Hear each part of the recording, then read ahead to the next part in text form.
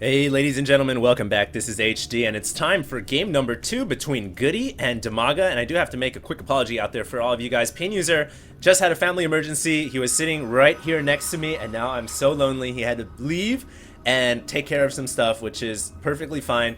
I'm gonna be here to cast the rest of the series, and it is gonna be game number 2 between Dimaga and Goody. I really liked game number 1. It was interesting because Dimaga just went for all out macro on a map I have never seen before. Icy Cup Test Bug, what a strange one. It is out there on Battle.net, so if you guys want to check it out, I think you guys can just go onto Battle.net and type it into the search bar. And, whoa, what do we have here? 2 SCVs? Okay, so just one going for a supply depot and one going for a scout. Yeah, it's a very interesting map. I really like that playstyle from Dimaga. I don't know if Goody's kind of build up on 2 base really worked out, and I think the reason that he lost that game was his Banshee harass was completely thwarted by the fact that the Roaches came in and scouted that starport and the Banshee. So that didn't work out too well for Goody.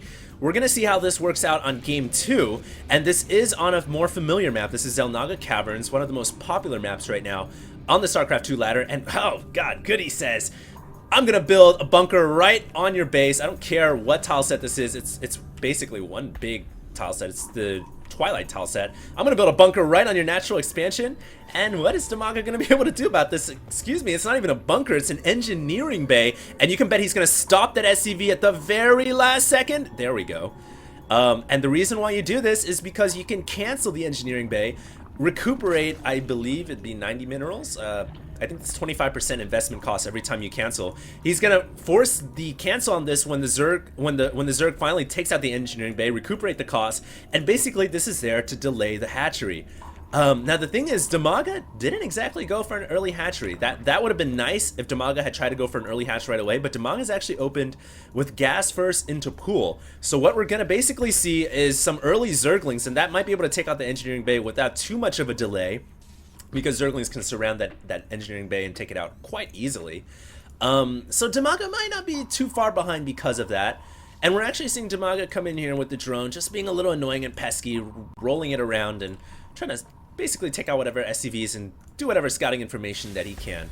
So at this point, nothing really crazy going on. Dimaga, of course, is known to be that kind of player that just plays like Hydra. He loves to build up his drone count. He loves to make a lot of macro happen. He likes to get a ton of hatcheries and then overrun the opponent with pure better macro, with better economy, more drones, more army units. So that's Dimaga's playstyle. Goody has a kind of similar playstyle. Build up on 2 base, roll out with mech. So let's see. It looks like Dimaga is going to start to take out this engineering bay. Look for the cancel to happen right there, recuperating the cost for the Terran player, and Dimaga will now plant down that hatchery. As soon as he gets 300 minerals, there we go. Takes the hatchery at the natural expansion. Meanwhile, Dimaga is moving out across the map. He has a couple of Zerglings. He has 2 spreading out to the left and 1 going towards the Dimaga Watchtower. And this is good play. You always want to take those Dimaga Watchtowers whenever you have a chance, and especially if you're Zerg against Terran. You get early map control in ZVT almost 100% of the time, unless the Terran goes for some kind of a 2-rax and tries to basically bust you down early on. So nice play so far from Dimaga. He now is perched outside the natural expansion of Goody, and Goody looks to be throwing down a tech lab on his factory, and we may actually see, wow, a second factory going down for Goody. And note, this is placed all the way in the back of the base, and the reason for this is because this is the best position to place it, so that no overlords can scout the technology coming out. And Dimaga's gonna come in here with an overlord, but a marine quickly, 2 marines quickly come over here to deflect the overlord and push it away. And immediately right there, Dimaga brings the Zergling up just so you can see if he can see any buildings. And all he sees is a tech lab. Oh, scratch that. The overlord saw the factory. So now Dimaga knows that it is a factory coming out, but he doesn't know about the second factory in the back. So Goody's strategy right here could be some kind of a mass blue flame Hellion attack, or it could be some kind of tricky tank expand build with 2 factories. I do think though that Goody is going to try to get a ton of Hellions out, and he's going to try to get blue flame immediately off of this factory. We'll see what happens. It looks like right now Dimaga getting a Roach Horn just so he can counter the potential mech that's coming out, and we're having a little skirmish out here at the Dimaga Watchtower.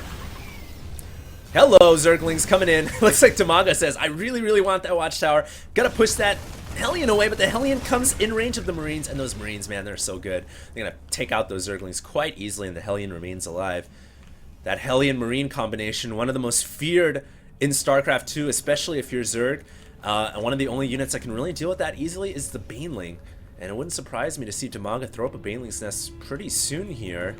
Nope, he's actually going to stick with roaches. He's got about 1 coming out, make that 4 or 5. So he's got 5 roaches on the field right now. We're having an early push here from Goody. Goody coming off the line with a ton of Marines, a couple of tanks, and a few SCVs just to make sure they can repair. And this is a pretty darn good timing push coming from Goody.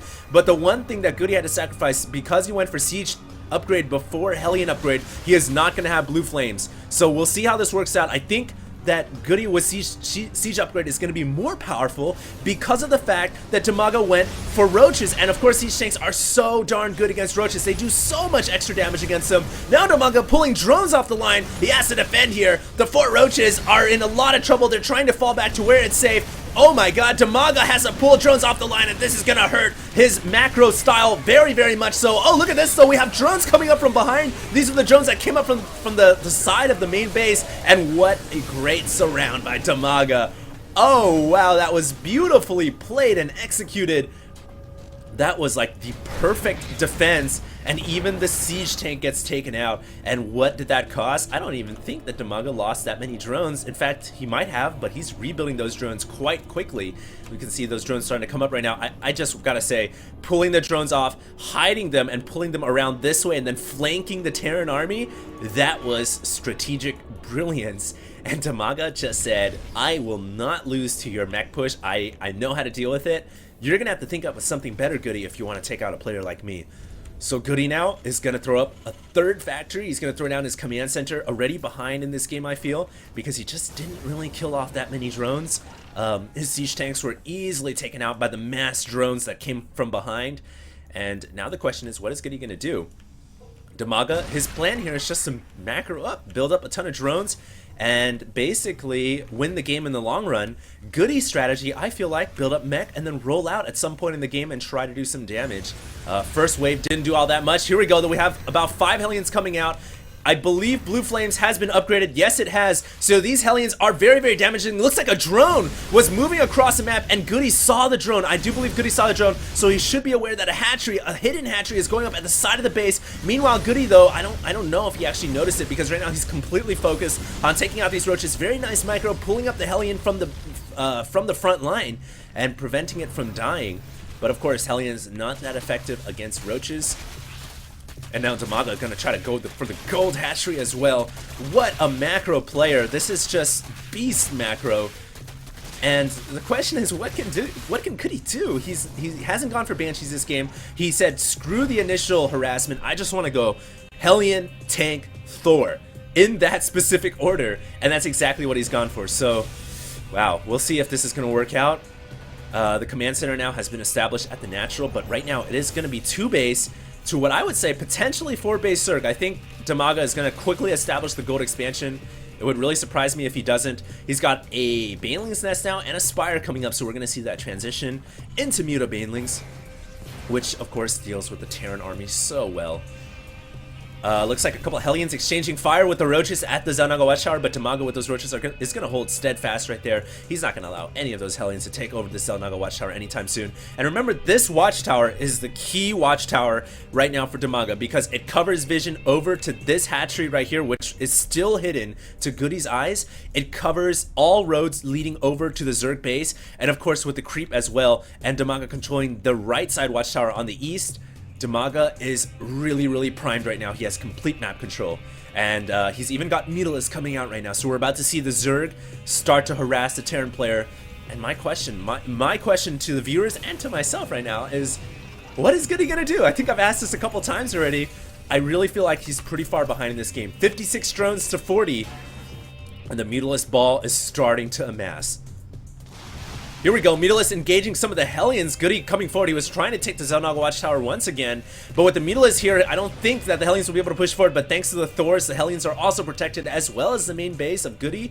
So things are looking pretty solid right now for Goody. He has got a super tight security defense system all over his base with missile turrets, Thors, and everything.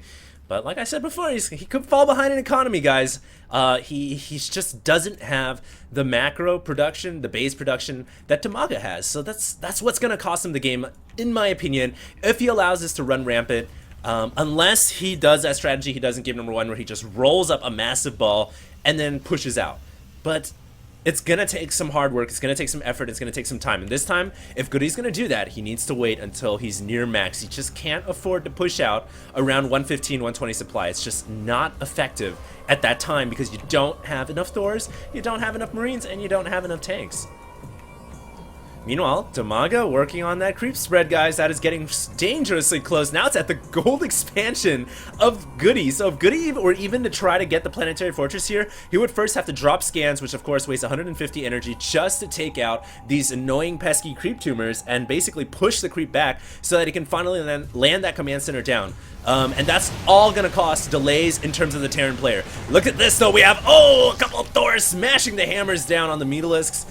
And doing some pretty good damage there, but Dimaga pulling his Mutalisk away at the very last second, minimizing his casualties. It looks like now Goody says, okay, it's time to push. He's at 129 supply, whereas Dimaga is at 160, and Dimaga already has his units spread out pretty well. So here we go, here comes the next engagement. Banelings without speed though, that could cost a lot, as, oh my god, Dimaga just came in with a ton of Mutalisks, but they were stacked up, and the Thors just went, turn to the right, boom, boom, and all the Mutalisks just died instantly. Their wings, their bones, their blood splattered to the floor below. Those Thors just made some serious short work of the Mutalisks, and now Dimaga is scrambling to get roaches out. He needs a ton of roaches if he wants to deal with these Thors. And he needs to make them quickly. Looks like Dimaga very wisely picking off the reinforcing Thors so that that Terran ball does not get any more massive, but he needs to make sure he can surround these Thors very, very well. He may even need to pull drones off the line like he did early in this game. It's going to be very close. Meanwhile, though, Dimaga not pulling his roaches back from the front line. He's actually focused on picking off all these reinforcing tanks and Thors, but eventually at some point he's going to need to bring his roaches back. Oh my god, mismanagement from Dimaga here, bringing in the roaches, but he needs to wait for his roaches in the back first, and there we go. Nice play from Dimaga. Is it gonna be enough roaches? These Thors are at 1-1 upgrade. The roaches only have 1 missile upgrade. It will certainly be a close battle here as more roaches come up from the back. I don't know if Dimaga's gonna be able to hold on here. I would like to see Dimaga make some speedlings right now. They could deal with the Thors very easily. Note though that Goody did kill off the hatchery here, so that was a pretty nice play from Goody. He's continuing to reinforce his line with tanks and more Thors, because now the roaches have fallen back. The original roaches that were there to pick off the reinforcing line have fallen back, and they have all died now. So basically Goody's going all in. He's trying to shove victory down Dimaga's throat. He's trying to kill Dimaga off right now by bringing off Thors, consistently applying pressure. He's attacking now the backside expansion, and Goody may actually be able to win this game. Dimaga is in a scramble situation right now.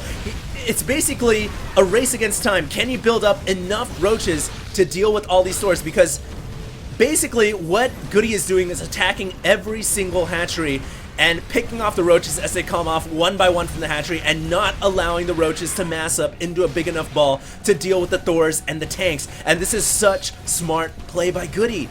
Dimaga right now cannot mass up a big enough roach ball. He's building tons of roaches, but each of them continually getting picked off at every single hatchery, so it's not effective. Goody now coming in with, oh my god, the Hellions are here, and they're gonna kill off so many drones, along with the hatchery falling down, and now everything has fallen apart for Dimaga. Dimaga's base has crumbled. His massive empire has been brought down by the hands of the Terran Emperor. Actually, it's not really the Terran Emperor, that's Boxer, but he's been brought down by the hands of this Terran dictator. And every hatchery has been just picked apart methodically, and Dimaga now only has one base left. It's his main base, and he's distance mining it. His spire is bleeding to death because it's not receiving nourishment from the creep. And wow, just like that, I was gonna say Goody was gonna win this game, but what an effective counterplay, eventually pushing out. He was just barely able to break the Zerg's back, and I do have to say a lot of that came down to Dimaga not microing his Mutalisks very well. He actually clumped them up, allowed the Thors to just take them all out in one massive volley. And so what's left now is just a handful of roaches and mutalisks. One last desperate counterattack for Dimaga, but too many tanks in the back, and Goody is going to win this game. What a brilliant play by Goody. I have to stress and emphasize the fact that Goody spread out his attacking forces and attacked multiple hatcheries during that engagement, thereby eliminating the possibility of roaches balling up into a massive ball, picking them off one by one, and that was what allowed him to win this game. So a brilliant strategy executed by Goody. Dimaga gets picked apart, and wow, what a brilliant game. So that was game number 1. We're going to move on to game number 3. Once again, I apologize, Paying User has left the building, and so I'm left here all by my lonely self casting, and hopefully my neighbors, which have warranted, have give some complaints before about how loud I cast. Hopefully they don't get too annoyed about me yelling at the top of my lungs, because earlier, of course, I was keeping my voice down not to drown out Paying User, but now it's all me and my neighbors. So game number 3 is coming up next, guys. HD signing out.